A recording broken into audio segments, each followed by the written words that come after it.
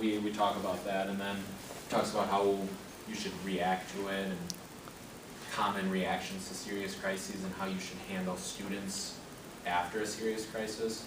We kind of outline that throughout our presentation, and we give little examples of different types of crises. But we're going to start with a small activity. You guys are pretty comfortable with this room, right? You've been in here for 10 weeks now, probably a little longer than that.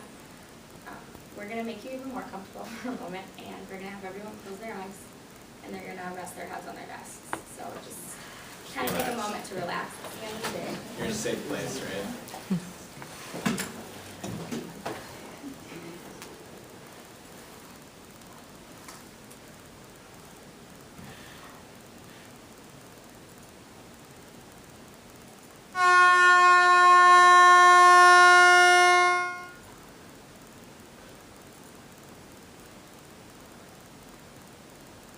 Okay, you guys can come back up.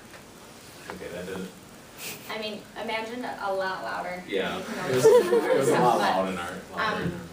not what you were expecting, was it, at the moment? So think about how a student feels in a crisis. What were some feelings that you guys had in that moment that you were relaxing, in a comfortable place that you've known for quite some time? Imagine that you got scared. It was really, really loud in the microphone before. Yeah. So. How did you guys feel? How would you feel like when the fire alarms go off in the school or in the dorms? How do you guys feel at that moment? Right, when you're, the big change of emotion, I guess, is what we're looking at. How do you guys react? How do you feel? Does anybody have any? I sometimes jump. Actually, like, the fire alarm often goes off in the dorms, which is really annoying, and the hallways echo so badly, so it's a lot louder than it normally is anyway. Yeah. And it just kind of takes you by shock, and then you're just like, oh, okay. And since usually nothing happens, we've kind of been lazy about it, and we just kind of walked out the door really slowly. But I think in reality, if it was really, really serious, or we really like heard something or felt something or like we saw something, I think we would probably just be all nervous and kind of clueless. Yeah. Are there any other feelings that you guys have had during times of startledness, or anybody want to give an example? Go ahead, Jim. Panic. Yeah. Solid adrenaline rush, like, It's a different let's one. get out of here. I don't know how many of you guys live in Hanson, but last night at like 1 o'clock we had a fire alarm go off, and I didn't wake up from it, and my roommate's like, what's going on? So I guess I don't really react the same way most people would react to that kind of stuff.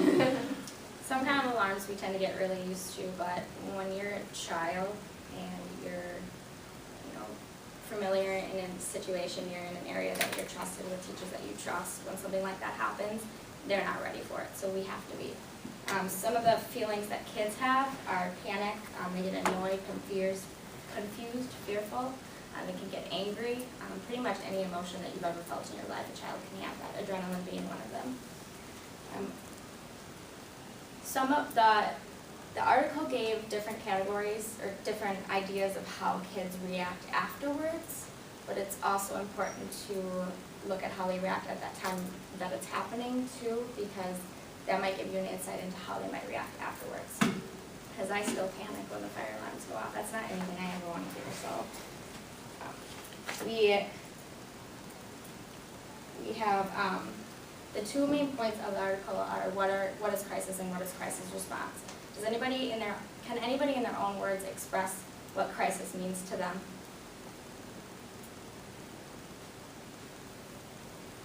The time that's not under your control, I guess you're not able to control the situation. Yeah. That's how I would describe it. And can anybody describe what a crisis response would be? Like what their crisis response would be in their classroom or for themselves?